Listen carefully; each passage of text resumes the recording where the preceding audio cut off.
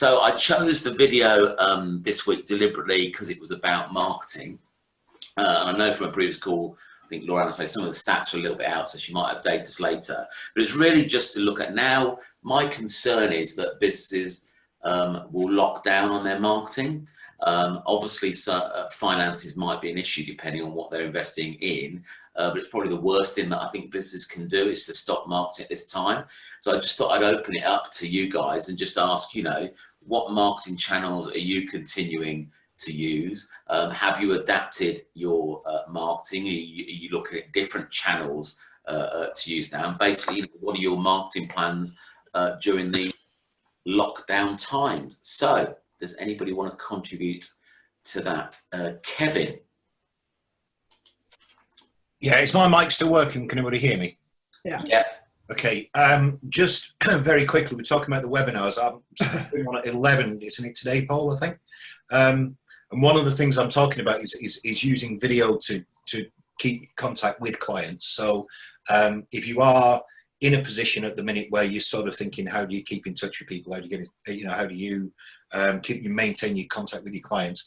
Might be worth dropping in later on, because one of the things I'm looking at is mistakes that people make on video. You know, I want to do the 5 kind of top things that I find really irritating. So it's probably worth a drop in. That was it. It was a bit of a plug. I'm going to try and do it anyway. Did my microphone work all the way through that? Yeah. Okay, in that case, I will try and do the webinar later. Just unplug your fridge, you'll be fine. Mark, you had your hand up. Yeah, I think it's all about communication. Marketing is just about, you know, communication with clients, with prospects, with the wider community, letting people know you're about, what you can do, not selling necessarily. That's the next stage, obviously, but also just letting people know you're available and what you can do and how you can help them, and listening to them, I think is very important. So what I'm doing, there's a few things I'm doing. I was already updating my website, putting plans in to do that, and I'm continuing to do that because I think during this period it'd be key to have another method of marketing and gaining new clients potentially. I've had a plan in place that I've been writing to keep in touch with my customers more effectively. I've brought that forward, and I've also then added in a specific thing to do with this coronavirus, which is that I'm going to ring every single one of my customers from the last year, starting that way and then moving further back in time, just to see how I can help them, how they're doing, how can I help them, because you'll learn all sorts of things by just talking to people in those initial calls. And that help could come from me in terms of a particular comment on a particular social media post, whether I can help them with people in my network or anything like that. It doesn't have to be paid work. So yeah, it's just doing things like that really. And you know, looking at the focus for me at the minute is newsletters, because it's something where a company which is doing okay or doing well in this particular situation may have lots of remote workers, and they need to keep in touch with them, or they want to keep in touch with their clients more effectively. So that's they're all plans that were in place before, but I'm just shifting them slightly to fit with the new scenario. Okay, thanks, Mark. Julie Futcher, floor is yours. Unmute myself. Yes, so I think Mark picked up on one of the things that I'm kind of talking about is help, don't sell, because this is the sort of arena that if it's too easy, because we obviously want pennies and money into the business, it can be seen as quite pushy if you're coming at people pushing your sales. So it's switching your head into help. How can we help you? And Mark's got bang on with that approach. I think social media wise, we're not changing anything in the way that we communicate out.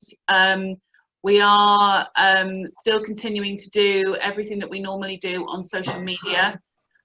One of the things we have tried to step away from is any doom or gloom. We're trying to be very positive. Oh God, my washing machine is about to go into a spin cycle. And we've tried to be, so I'm just about to take off. Yes, here we go, we're winding up. We're trying to be informative and to give a lot of information out as well, just in general, as we normally do.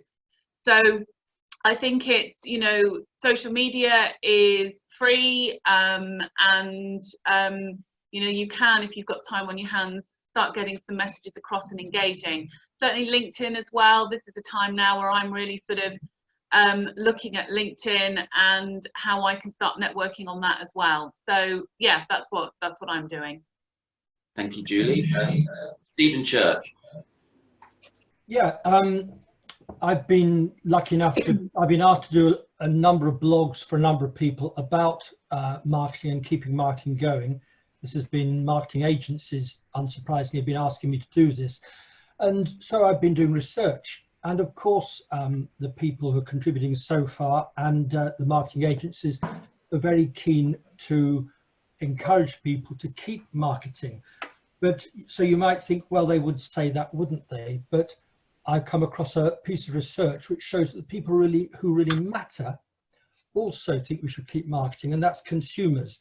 The research, well, they do all kinds of things. The Kantar Group did a survey last week of 35,000 consumers and asked them about how companies should be responding to the crisis.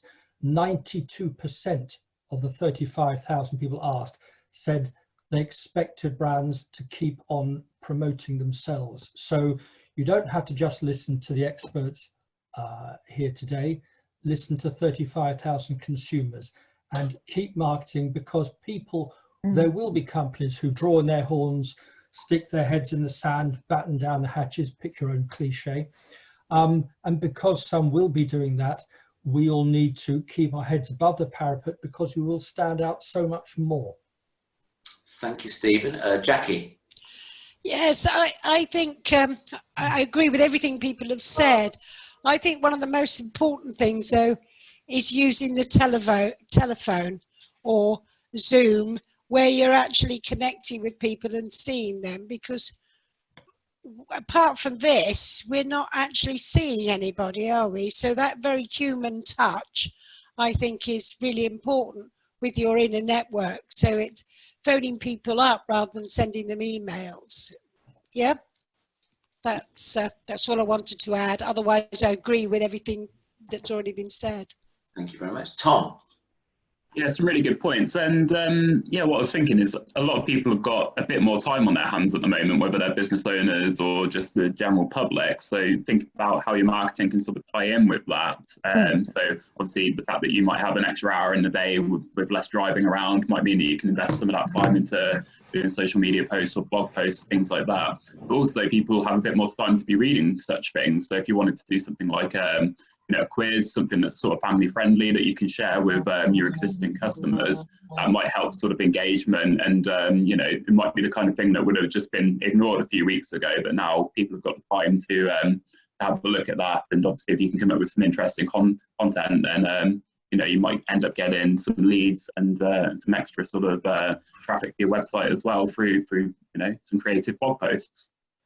Thank you, Tom. Mari. Yeah, no, I agree with everything everybody says. I've just really got a question about tone, professional tone. Does it change now in terms of, it is, without constantly mentioning the situation, you've still got to be a slightly less brash, I think, and a more considered tone to your marketing. I think you're right. I think you've got to be careful not to be seen to be profiteering or buy me or buy me whatever and appear. I think it's we were talking on other webinars. I think but if you communicate, have it be advice led and support led. You can have a little offer at the end if you've got a webinar or seminar or something like that. That's fine. But I think at this time, if you're offering support and help to people, I think that's going to be appreciated. I think Mark touched on he's ringing up his database, not with the view of touting for business, but just using this time to check in with them. And and if something comes of it, then great. But I wouldn't come from that point of view. Just a balanced approach, really. I think in your marketing and appreciating the times we're in. Well, no, it's just I've seen some marketing, some adverts which are clearly old. Yeah. And the lack of reference or consideration to the current situation makes you kind of go, ooh. Can I jump in? Yeah, Mary, it's one of the things that we've been trying to tell a lot of people is that there's a lot of sponsored posts, paid adverts that haven't been switched off by various companies clearly, or they haven't gone back in and looked at it. I keep getting text messages from my gym about, attending and joining fees and stuff. Clearly they're not operating. So they've not turned that off. So I think just, you can learn by other people's mistakes as well. And in reference to the tone that you use, I would say that you've got to really listen to what's going on with social media, because sometimes things have shifted so quickly. Although it's fairly steady right now. If you think about last week, something that we might have said, in the beginning of the day, we might not have been able to use that tone at the end of that day because the news had shifted so much. So it is very much about listening to what's going on in the news and the tone that people are starting to use in social media. It's changing all the time. Yeah, I think you're right. Margot, you had your hand up. Sorry. Yeah, I agree with all the comments that have been made. Jackie, I agree with you about the telephone. I think it's not just making yourself memorable and keeping yourself in people's minds, it's also reaching out, because there are a lot of scared people at the moment who probably don't have an awful lot of money and are really not sure whether the business can continue. But I mean, I condone sort of cutting down in costs. I think you need to look at the bigger picture and see beyond the coronavirus period. And yeah, I would certainly recommend keeping the costs going for social media. Yeah, definitely a positive, not a negative cost. Thank you. Kevin, what's another go? Hello? Unmute yourself, yeah, sorry. Yeah, I just want to sort of reiterate kind of something that somebody's just said, what Pam just said about being careful about what you've already got out there existing, and that and carry that forward as well. For example, the tone of what you're saying is really important right now. A couple of weeks ago, if you look at, say, the Buscom WhatsApp group, a couple of weeks ago there were a lot of jokes about coronavirus in there, a lot of people having a laugh about it. Don't do that now. This is built to a stage where you think how many people on here now know somebody or have had issues with it. Don't be joking about that now. That you're just going to hurt people. And secondly, be useful. There's a lot of white noise. We're all talking about how we can change things and how we can all go out and market it, and everybody's getting that message. But what that's created is a lot of white noise out there as well. And there's a lot of people, somebody said earlier about advice that's just advice. I think it was Mari saying a lot of it is a bit rushed and a bit pointless. Yeah, say something would be my advice as well. Be useful. Even if it's, like Tom said, something to keep people amused, but be useful. Think about what you're doing. Otherwise, you're just throwing another ripple in a pond that is getting very ripply, frankly. Yeah. But yeah, I mean, I think the tone and what you're saying and being useful are really important right now. And that's the stuff that's going to get you remembered. And when all this clears, people are going to go back to the people they remember. I just want a shameless plug. Tomorrow I'm doing for Paul a webinar called How to Survive and Thrive. And what I want to do with it is to kind of help you guys come up with an action plan. So of what we can do. There's been an awful lot of rushing around going on and everybody running at 1,000,000 miles an hour, which has been fantastic. But I think tomorrow what I want to do is ground ourselves and really come up with some actual physical action points for your business. So if you are around tomorrow, can't remember what time I'm up, Paul, actually. I think it's 11 o'clock. Yeah, I think it's 11 o'clock. So if you are around at 11 o'clock and want to jump on that, then please do, because it's going to help you with some strong actions to do, rather than the advice. So if you're on Julie tomorrow, it's 11 o'clock, yeah? 11 o'clock, yeah. Laura Ann. Unmute yourself. There I am. Yeah, just pretty much echoing what Kevin and Pam had said. I shared an article from Later yesterday, which was all focused on the tone of voice you can have. And they highlighted some brands that are doing their marketing very well in a very sensitive way. So brands like Anthropology, they've kind of shifted their marketing from, these are your going out outfits to these are your stay at home outfits.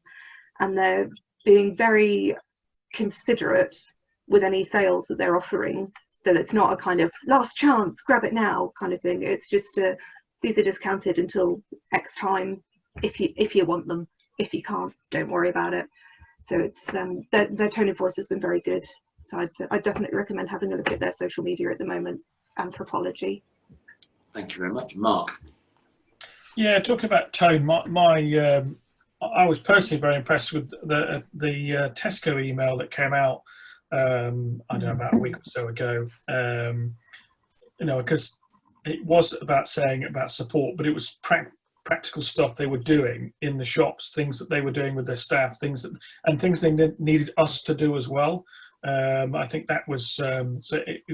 To me, it just struck a nice tone of, you know, we're all in this together. We've all got things we can do, but they were talking, you know, in real terms about what they were doing rather than sort of fluff.